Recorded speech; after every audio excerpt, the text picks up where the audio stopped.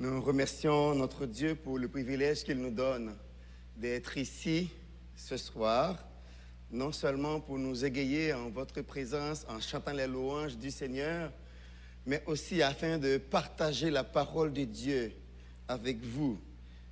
Non seulement je remercie le Seigneur, mais je remercie également l'ange de cette église, pasteur Eden McCoffey, ainsi que tout le comité de direction qui nous ont choisis pour être partenaires de cette démarche d'enseignement, démarche de formation du peuple de Dieu. Lors de notre dernier passage, quand nous étions ici pour la première fois, dans le cadre de ces 40 jours, nous vous avons parlé sous le thème « Découvrir la puissance et l'autorité de la parole de la foi ». Et je me rappelle vous avoir rappelé que pour le chrétien, il n'est pas dans l'Église pour s'occuper de ses affaires.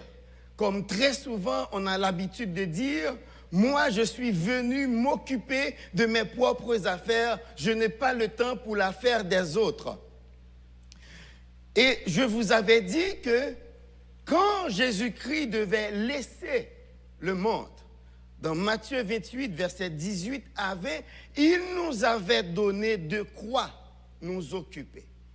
Il avait dit, allez, faites de toutes les nations des disciples, les baptisant au nom du Père, du Fils et du Saint-Esprit. Et voici, je suis avec vous tous les jours jusqu'à la fin du monde. Donc c'est de ça qu'en tant que chrétiens, nous devrions nous occuper et laisser l'Éternel le soin de s'occuper de nos petits besoins. À faire la nourriture, la santé des enfants, un emploi, un travail, une promotion et tout, on laisse ça entre les mains du Seigneur. Car il l'a bien dit en Matthieu 6, 33, « Cherchez premièrement le royaume et la justice de Dieu. Et toutes les autres choses vous seraient données par-dessus. » Donc vous comprenez maintenant, si vous vous occupez des choses de Dieu, eh bien Dieu s'occupera de vous. Ne vous en faites pas. Donc ce soir, grande est ma joie de revenir pour vous parler de la puissance de la parole de Dieu dans l'évangélisation. Donc vous allez voir avec nous, quand vous vous mettez à vous occuper de ce dont Dieu vous demande de vous occuper, eh bien vous allez voir, vous allez constater la puissance de Dieu, et quels que soient les arguments que vous aurez à présenter pour ne pas le faire, pensant qu'on est trop faible, on n'a pas beaucoup de paroles, Dieu va s'occuper de ça. Je remercie le frère Hérol Daniel qui avait fait pour nous la lecture dans Acte 4, versets 1 à 12. Mais pour la commodité de ma démarche ce soir, je vais relire pour vous les 4 premiers versets du chapitre 4 du livre des Actes des Apôtres. Tandis que Pierre et Jean parlaient au peuple, survinrent les sacrificateurs, le commandant du temple et les Sadducéens, mécontents de ce qu'ils enseignaient le peuple et annonçaient en la personne de Jésus la résurrection des morts. Ils mirent les mains sur eux et ils les jetèrent en prison jusqu'au lendemain, car c'était déjà le soir. Cependant, beaucoup de ceux, j'aimerais bien que vous souligniez le 4e verset qui dit « Cependant, beaucoup de ceux qui avaient entendu la parole crurent, et le nombre des hommes s'éleva à environ 5000. » Nous avons considéré ces versets parce que on doit se mettre dans le contexte. Pourquoi est-ce que le chapitre commence avec « Tandis que Pierre et Jean parlaient au peuple ». Dans quel contexte est-ce que Pierre et Jean s'adressaient-ils au peuple? Eh bien, il faut aller au chapitre 3. pour voir ce qui s'était passé. Au chapitre 3, nous retrouvons la guérison du fameux boiteux de la belle porte. La Bible dit, Pierre et Jean, un beau jour, montaient dans le temple.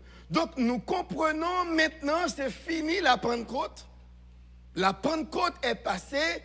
Donc toutes les effervescences que cette fête avait amenées à Jérusalem, c'est passé. Et les habitants de Jérusalem, eh bien, se sont retombés dans le train-train du quotidien. Et voilà un beau jour, Pierre et Jean montaient dans le temple à 3 heures de l'après-midi pour aller prier. Vous avez compris? Donc, il y avait cette habitude à 3 heures que tout le monde se dirige vers le temple pour aller prier. Et Pierre et Jean s'en allaient aussi pour prier. Et là, ils ont rencontré le boiteux à la belle porte qui leur demande de l'aumône. Et là, ce qui devrait se passer au nom de Jésus, s'est passé. C'est que Pierre et Jean, dans un premier temps, a demandé à l'homme de les regarder. Et après, Pierre lui a dit, écoute, on n'a ni argent, ni or, mais ce que nous avons, on va te le donner. Au nom de Jésus de Nazareth, lève-toi et marche. Alors, maintenant, comme je vous avais dit, tout ce qu'on a connu dans Acte 2 à Jérusalem, le jour de la Pentecôte, c'est fini. Mais maintenant, fallait-il que ça aussi vienne ébranler le quotidien des gens de la ville de Jérusalem. Parce que c'est pour la première fois, ça fait quand même 40 ans. L'homme a plus de 40 ans. À chaque jour, on l'emmène, il ne peut pas marcher, on l'emmène et on le dépose. C'était ça son train-train. Chaque jour, on l'emmenait, on le déposait à la porte afin qu'il demande l'aumône. Mais voilà que Pierre et Jean arrivent et bouleversent la vie de ce monsieur. Mais avant de continuer, laissez-moi vous dire une chose, ce que nous allons voir ce soir.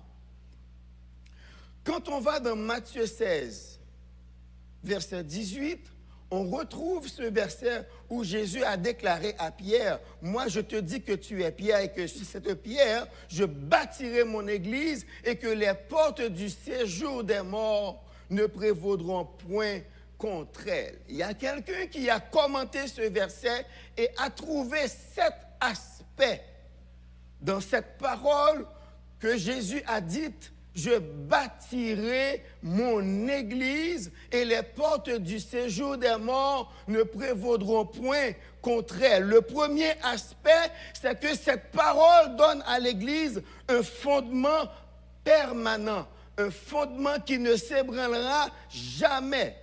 Deuxième aspect, c'est que par cette parole, Jésus s'est impliqué personnellement dans la fondation de cette église. Il a dit, je bâtirai mon. Tout le monde sait que mon est un adjectif possessif. Donc c'est l'implication personnelle. Troisième aspect, il y a une attente positive. C'est que cette église grandira malgré vent et marée. Quatrième aspect, il y a un avancement irrésistible des travaux. Quel que soit le monde, quel que soit ce que le monde peut faire, Jésus-Christ va continuer à bâtir son église. Et apôtre Pierre va dire que vous et moi, nous sommes des pierres vivantes dans la construction de cette église. Et Jésus-Christ l'a dit. Cinquième aspect, c'est que la propriété de l'église est payée cash en totalité. Si quelqu'un vous dit, j'ai une dette sur mon église, dites-lui, oui, sur votre église, il y a une dette. Mais sur l'église de Jésus-Christ, il n'y a pas de dette. Jésus-Christ a payé cash et en totalité. Il n'y a pas de dette. On peut avoir une dette sur la bâtisse, sur les bâtiments, sur les édifices d'église. Mais l'église de Jésus-Christ, c'est vous et moi. Tous ceux-là qui ont accepté Christ comme leur sauveur personnel et se laissent mener par ce sauveur, par ce Seigneur, eh bien, ils constituent l'église de Jésus-Christ. Ecclésia, appelée hors d'eux. C'est l'assemblée des saints qui constitue l'église de Jésus-Christ. Sixième aspect, c'est une propriété qui est centrée sur les personnes. Quand Jésus-Christ dit « je bâtirai mon église », il a vu les humains, les gens, et non pas des bâtiments, pas même une institution, mais il a vu chaque enfant, chaque personne, chaque homme, chaque femme qui allait répondre à l'évangile. Donc si vous écoutez ce soir, vous n'avez pas encore répondu à l'appel de l'évangile, vous ne faites pas partie encore de l'église de Jésus-Christ. Pour le faire, appelez quelqu'un que vous connaissez. Demandez-lui comment faire partie de l'église et il vous aidera à rencontrer Jésus dans votre vie et dès lors, vous serez un membre de l'église. Et septième partie qui nous intéresse pour ce soir, c'est que quand Jésus-Christ a dit « je bâtirai mon église » et que les portes du séjour des morts ne prévaudront point contre elle, il y avait une promesse de réussite. Une promesse de réussite que Jésus a donnée encore une fois. On peut mener toutes les démarches. On peut même violenter les enfants de Jésus-Christ. On peut faire toutes sortes de choses. On peut même fermer les portes des églises, des bâtiments. Mais l'église de Jésus-Christ réussira quand même.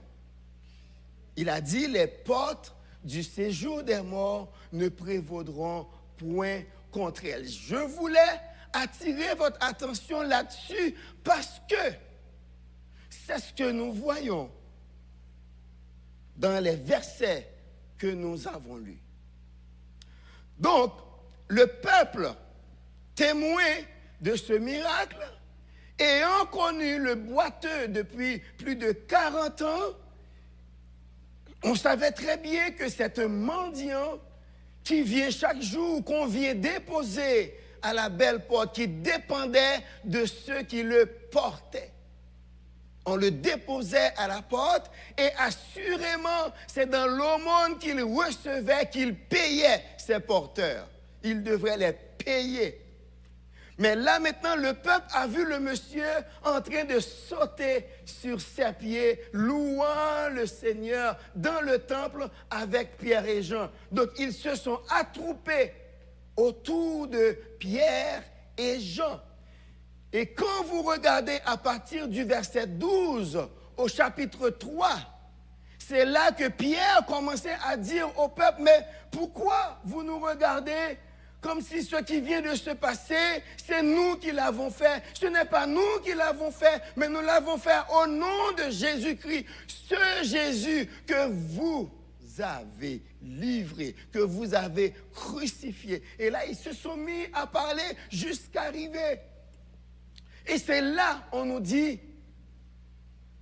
les sacrificateurs, le commandant du temple et les Sadducéens. Il n'y a pas eu de pharisiens.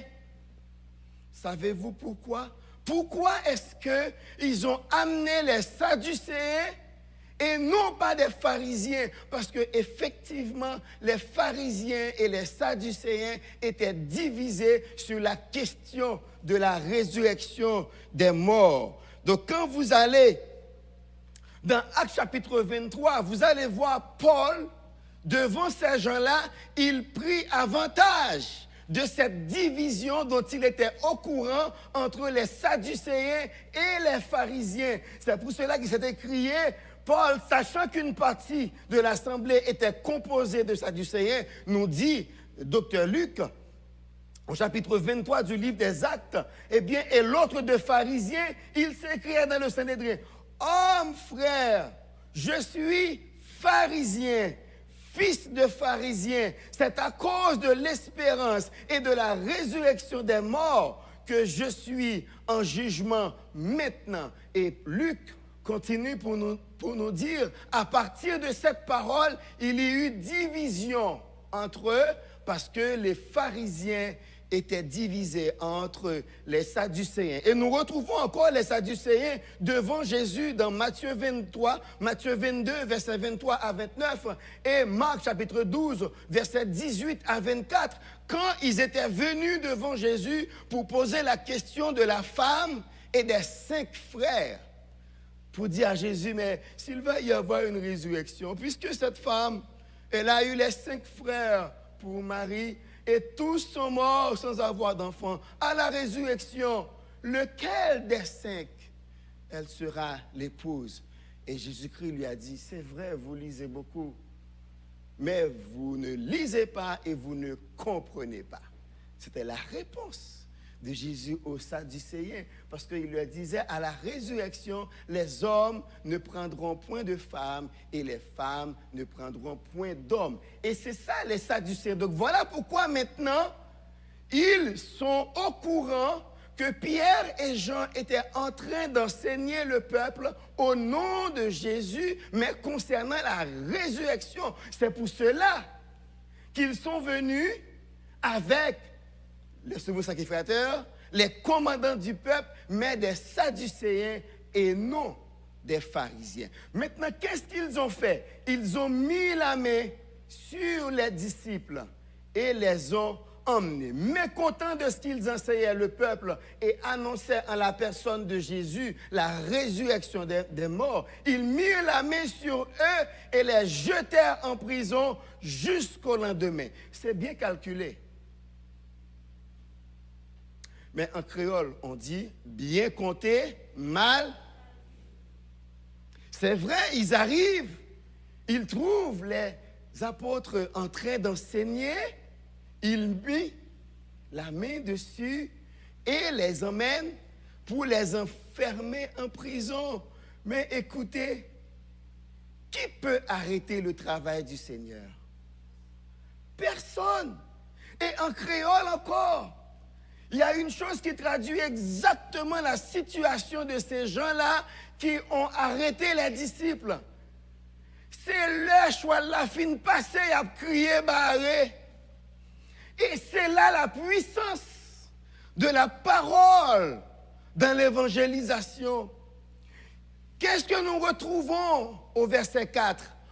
Cependant, beaucoup de ceux qui avaient fait quoi? Qui avaient entendu.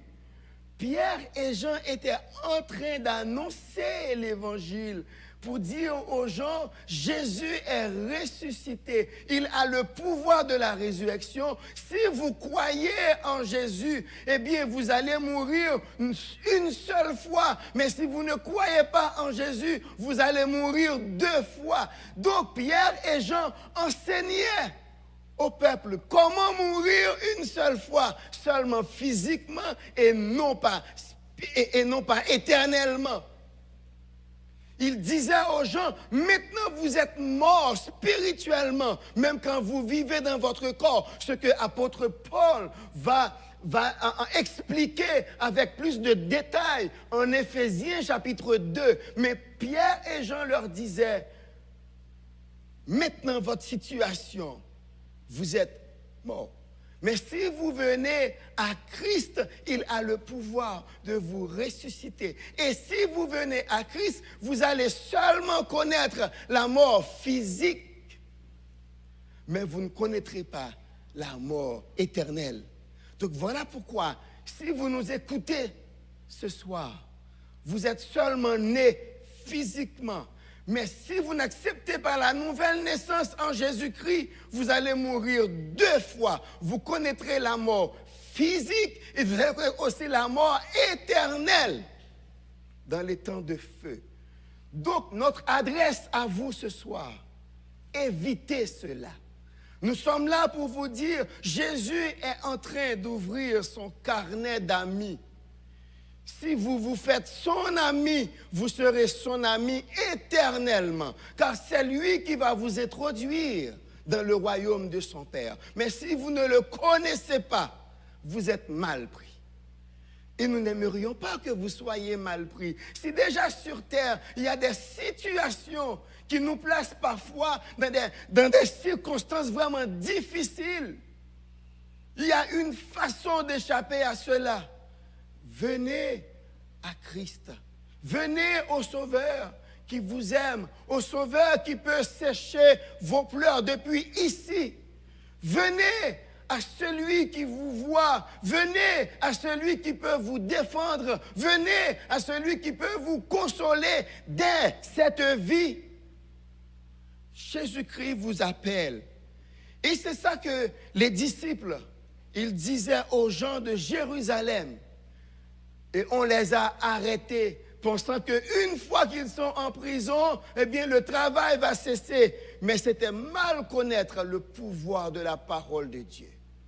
Docteur Luc nous dit, ceux qui avaient entendu la parole crurent, et le nombre des hommes, pas le nombre total des disciples, mais le nombre des hommes, sans compter les femmes et les enfants, eh bien, s'éleva à environ 5000. 5000 personnes crurent. Donc, qu'est-ce que nous voulons dire ce soir? Nous voulons parler de la puissance de la parole dans l'évangélisation. Laissez-moi vous dire que pour évangéliser, pour que ça réussisse, c'est la parole de Dieu que vous devez annoncer purement et simplement. Pas vos opinions à vous, pas vos pensées, pas les lectures que vous avez trouvées, non. Mais vous devez seulement pouvoir partager la parole de Dieu. C'est ça que vous devez aller dire. Et Jésus nous donne ce qu'il faut dire. Venez à Christ car le royaume des cieux, nous vivons les derniers temps. Le royaume, le retour de Jésus-Christ est proche. Venez à Christ. Et même, pourquoi il faut venir à Christ sans lendemain? Parce qu'on ne sait pas ce que lendemain peut enfanter. Aucun de nous, ici présents, ne sait si on va passer la nuit. Aucun de nous ne sait ce qui va venir la prochaine seconde. On ne le sait pas. Mais seulement nous faisons confiance à Dieu. Nous, on est prêts. Celui qui est en Jésus, il est prêt pour n'importe quelle heure. Moi, je suis prêt. Quelque chose arrive maintenant, je pars, mais gloire à Dieu, je pars dans les bras de mon Seigneur. Je sais où je m'en vais. Et vous qui m'écoutez, vous qui êtes là, savez-vous où vous allez? Moi, je n'ai pas de problème.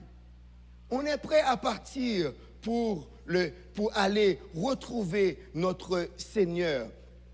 Très souvent, on craint d'enseigner, on craint d'annoncer l'Évangile parce qu'il y a des arguments, des objections que l'on pose parfois.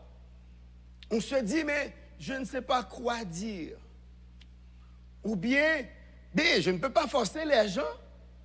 Comme si évangéliser quelqu'un, c'est lui forcer la main. Mais non, c'est lui annoncer la bonne nouvelle. Il est libre de l'accepter ou pas. D'ailleurs, moi, j'ai l'exemple de Jésus-Christ. En Matthieu 19, Jésus-Christ a rencontré ce jeune homme. Il lui a dit, viens et suis-moi et tu auras un trésor dans le ciel. Jésus invite quelqu'un à venir le suivre au fin d'un trésor au ciel, et le monsieur est parti sans répondre à l'appel de Christ. Et qu'est-ce que Jésus-Christ a fait? Jésus-Christ l'a laissé partir. Donc si Jésus le maître, le roi des rois, mon Seigneur, il a laissé partir quelqu'un qui ne voulait pas répondre à son appel. Et moi, qu'est-ce que voulez-vous que je fasse? Je vous dis, Christ est bon. Je vous dis, je l'ai goûté. Je sais que c'est bon. Vivre en Jésus-Christ, c'est bon. Il n'y a pas de meilleure vie que vivre pour Christ et en sachant qu'il prend soin de vous. Moi, je fais face aux mauvais moments en souriant parce que je sais que mon Dieu a un plan pour moi dans ma vie. S'il me laisse expérimenter une mauvaise situation, il sait pourquoi il a un plan pour moi.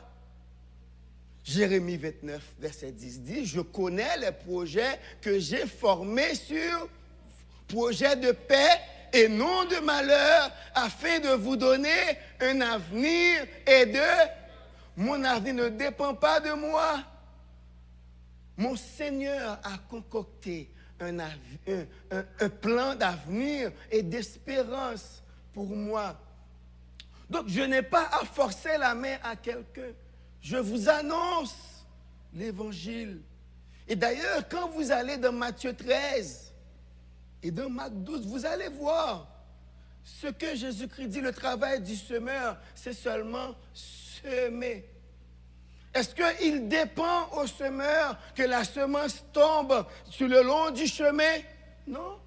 Dans les endroits pierreux, parmi les épines, ou bien dans la bonne terre, non, ce n'est pas du ressort du semeur. Tout ce qu'il a à faire, c'est semer.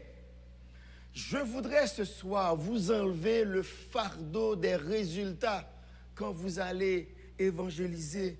Parce que trop souvent, nous pensons qu'on ne fait pas œuvre qui vaille s'il n'y a pas 10, s'il n'y a pas 15 personnes qui se sont décidées pour le Seigneur, si on n'a pas prié avec des gens. Mais non, le travail, c'est d'annoncer l'évangile. C'est le travail du semeur. Est-ce que les gens vont l'accepter? Je ne sais pas. Quand je m'en vais au métro quartier, je dis aux gens, je vous propose une lecture avec un pamphlet. Ils peuvent recevoir, ils peuvent ne pas le recevoir. Mais je leur dis, pareil, avec un beau sourire, que le Seigneur vous bénisse. Soyez bénis au nom de Jésus-Christ. S'ils le reçoivent, tant mieux. Mais s'ils ne le reçoivent pas, tout ce que je suis content d'avoir été au service de mon maître. J'ai fait ce que mon maître m'a demandé de faire. Être là pour annoncer aux gens qu'il y a un Jésus qui se soucie d'eux. C'est tout ce que nous avons à faire. Enlevez de vos épaules le fardeau des résultats. Si vous ne priez pas à des gens, vous n'avez rien. Mais non, seulement préoccupez-vous d'annoncer l'évangile. Et même quand vous ne voyez personne, lancez la parole, que le vent l'emporte et le vent l'emmènera où il voudra, où le Seigneur le voudra. Car souvent, vous ne savez pas vraiment qui vous écoute. Très souvent, nous ne savons même pas quand nous prêchons nos meilleurs messages. Très souvent, c'est par un sourire que vous prêchez votre meilleur message. Très souvent, c'est par la manière dont vous réagissez à quelqu'un qui a été méchant envers vous. Mais vous avez répondu avec un sourire. Et c'est ça le meilleur message. Vous ne savez pas qui vous observe. Voilà pourquoi nous devons toujours nous comporter en tant qu'ambassadeurs. Nous sommes ambassadeurs partout, mes bien-aimés. Ce n'est pas à l'église que vous devez être chrétien, c'est à l'extérieur. L'église, c'est une station de service. Vous venez à l'église, soit le dimanche, soit les mardis aux études bibliques, soit les vendredis. Je ne connais pas tout à fait vos horaires de service, mais vous venez à l'église pour faire le plein, pour prendre l'enseignement et aller partager pendant la semaine. L'église, c'est une station de service, mais vous vivez votre évangile. Vous prêchez l'évangile auprès de vos voisins, auprès des gens de votre maison. Parce qu'il ne faut pas que les gens de votre maison disent, mais quand il est à l'église, on dirait un saint. Et quand il est parmi nous, on ne trouve pas le saint. Beaucoup de leaders qui se disent bergers, malheureusement, en chair ou bien à l'église, ils parlent en tant que berger, mais très souvent dans la vie séculière, on cherche le berger, on ne le trouve pas, mais on trouve un berger allemand. Il faut faire attention. Il faut faire attention. Parce que c'est exactement à l'extérieur de l'église qu'on s'attend à retrouver les caractéristiques du chrétien chez vous. Comment vous vivez l'évangile? Comment vous représentez votre maître? Et très souvent, nous avons peur d'aller prêcher parce que les gens nous connaissent. Mais ce soir, j'aimerais vous dire, vous pouvez prier le Seigneur de vous débarrasser de tout ce qui vous empêche d'annoncer son message aux autres. Si vous lui demandez avec ferveur, avec sincérité, le Seigneur va vous aider. Mais laissez-moi vous dire pour terminer. Selon les chiffres de janvier 2019, le Québec, on a compté la population, ça renferme 8 429 200 habitants. De nos jours, assurément, ce nombre a déjà cru. Mais c'était le chiffre qu'on avait pour janvier 2019. Or, imaginez que de ce nombre, selon encore les statistiques, moins de 1% connaissent le Seigneur. Moins de 84 920. Moins de 84 900 personnes au Québec connaissent le Seigneur.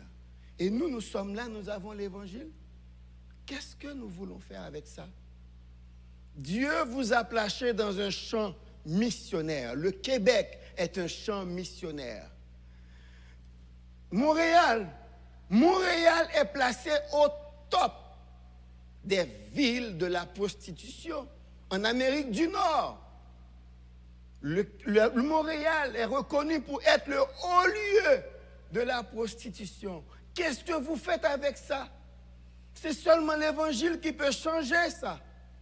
C'est en proclamant l'Évangile de Jésus-Christ et dire aux gens, il y a une autre manière de vivre et c'est Jésus. Si vous cherchez la liberté, les gens travaillent pour beaucoup de choses. Ils luttent pour beaucoup de choses. Il y a plusieurs causes que les gens défendent. Mais la cause de l'Évangile, c'est à nous seulement de la défendre. Qu'est-ce que vous faites avec ça? Imaginez, vous travaillez avec les Québécois. Quelqu'un vous dit, moi je ne parle pas français, mais nous travaillons avec les Québécois. Nous blaguons avec eux. Nous avons des interventions avec eux. Mais c'est quoi de leur dire, est-ce que tu as déjà entendu parler de Jésus? Sais-tu que je vois en toi une bonne personne, vous avez un bon cœur. Mais savez-vous tout ce que Jésus-Christ aurait pu faire avec vous si seulement vous abandonniez votre vie à lui? Vous auriez déjà prêché l'Évangile. Même s'il n'est pas d'accord, même s'il est fâché, c'est pas grave. Vous avez planté une semence et vous allez prier pour cette personne afin que le Seigneur puisse faire le reste du travail. Mais vous avez fait votre part. J'aimerais vous engager, chacun de vous ici présent, et vous qui m'écoutez en ligne, et vous qui aurez à m'écouter. L'évangile, c'est une puissance. Romains 1er 16, apôtre Paul dit, je n'ai point honte de l'évangile, car c'est une puissance de Dieu pour le salut de... Et nous avons cette puissance. Cette puissance qui guérit la maladie qui est pire que le cancer. On l'appelle péché. C'est la parole de Dieu qui peut guérir cette maladie. Et la parole de Dieu seulement. Qu'est-ce que vous faites de ça? Vous connaissez un remède pour l'humanité. Donc, dans votre foyer, je ne vous demande pas d'aller loin. Je me rappelle quand j'étais en classe primaire, on avait écrit sur mon tableau pour la semaine, si vous ne pouvez pas être une étoile dans le ciel, soyez au moins une bougie là où vous êtes. Si vous ne pouvez pas être un grand missionnaire, vous pouvez dire, je n'ai pas l'art de parler, mais savez-vous, Christ appelle chacun de nous et il nous donne un don. Seulement si vous priez chaque jour, pour l'évangélisation du Québec, vous le verrez. Faites de ça un fardeau pour vous.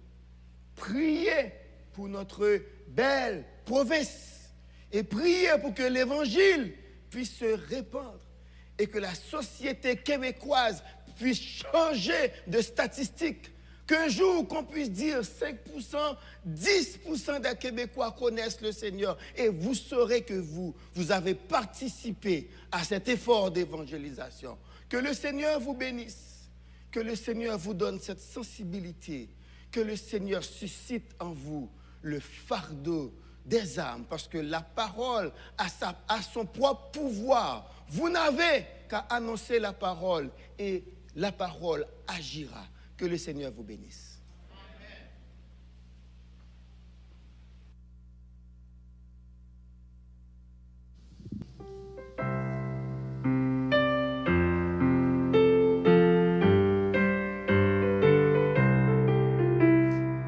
En nous chanter amour Jésus, chanter tendresse à grâce. Non, belle caillou qui dans ciel la marée en place pour nous. Mais nous tous va dans ciel qui grand jour réjouissant ça va pour nous. Mais nous tous, ouais Jésus, n'a chanté la victoire toujours. Toutes les n'a marché sous terre, sa douleur capable lui nous forme. Mais les voyages nous va finir, n'en point nos dangers encore. Mais nous tous va dans le ciel, qui grand jour réjouissant ça va pour nous. Mais nous tous, ouais Jésus n'a chanté la victoire toujours. En chercher pour nous à Jésus, tout suit là ouais j'en libère. Tout de suite partir là va l'ouvrir, n'a marché en haut avec. Mais nous tous va dans le ciel, qui grand jour réjouissant ça va pour nous. Mais nous tous, ouais Jésus n'a chanté la victoire toujours. Mais nous tous va dans le ciel, qui grand jour réjouissant ça va pour nous. Mais nous tous, ouais Jésus n'a chanté la victoire toujours. Avec nous, notre serviteur, Pasteur Élisée, pour la prière et la bénédiction finale. Nous remercions le Seigneur pour le privilège qu'il nous a donné d'être en sa présence. Nous remercions aussi tous ceux qui ont participé à cette soirée. Merci pour la dirigeante, Sœur Darlene. Merci pour les sœurs qui ont chanté. Et merci pour tous ceux qui ont participé à faire de cette soirée une réussite. Nous remercions les musiciens qui ont accompagné les chants. Mettez-vous debout et nous allons prier pour terminer avec le service. Cher Seigneur, merci pour ton grand amour. Merci de ce que tu as renvoyé Jésus mourir pour nous sur le bois du Calvaire. Merci de ce que tu nous as rachetés. Et merci, tu nous as donné l'évangile du salut. L'évangile nous a sauvés, l'évangile nous a lavés, l'évangile nous a fait du bien. Et papa, tu nous as placés sur terre comme lumière et sel, afin d'annoncer aux autres les bienfaits de la parole de Dieu, les bienfaits de Jésus-Christ. Annoncer que Jésus-Christ est mort, il a accepté de souffrir pour nous, mais Dieu l'a ressuscité des morts maintenant, il est vivant et il est à la droite de Dieu. Un jour, il reviendra et les morts en Christ ressusciteront pour l'accueillir, tandis que les vivants seront transformés. Et merci, Papa, de ce que tu as ce plan pour nous, que nous soyons morts ou vivants, nous ne serons pas perdants, parce que le rendez-vous est avec toi. Ô Père Saint, nous lisons chaque fois dans Matthieu 26, verset 29, où tu dis « Je ne boirai plus désormais de ce fruit de la vigne jusqu'au jour où j'en boirai du nouveau avec vous dans le royaume de mon Père. » Quel beau rendez-vous! Et Père Saint, tu nous demandes de faire, d'appeler des gens à ce rendez-vous. Et c'est ce que nous voulons faire, Seigneur. Mais trop souvent, il y a des problèmes, il y a des difficultés. Mais nous comptons sur toi, Seigneur, pour enlever tous les obstacles devant nous, afin que l'Évangile puisse être annoncé avec puissance et que les cœurs des vies puissent se tourner vers toi pour leur salut éternel. Merci pour la soirée. Papa, nous allons terminer, mais nous te prions de continuer à parler à tous ceux-là qui ont entendu la proclamation de cette parole. Continue, Seigneur, à leur parler afin qu'ils méditent et se décident à se lever pour annoncer l'Évangile. Et ceux qui ne te connaissent pas encore, fais que, Père, ils puissent se décider à venir à toi et se joindre à nous pour aller vers les autres. C'est dans le nom de Jésus que nous te prions. Lui seul, à lui seul la gloire et le règne dès avant tous les siècles, dès à présent et pour toujours. Amen. Recevons la bénédiction. Que la grâce de notre Seigneur et Sauveur Jésus-Christ, l'amour du Dieu le Père, la communion du Saint-Esprit reste et demeure dans le cœur de chacun de nous, dès à présent et pour toujours. Amen.